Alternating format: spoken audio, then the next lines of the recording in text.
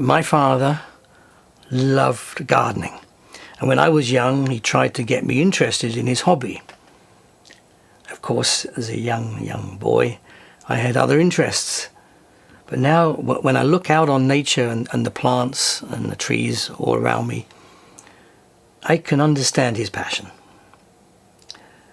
There's peace in growing plants. There's no arguments. They don't argue. Plants don't blame each other. There's no jealousy.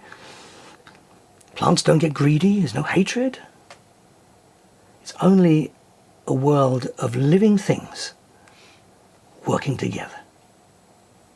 Nature. I think we can all learn from this.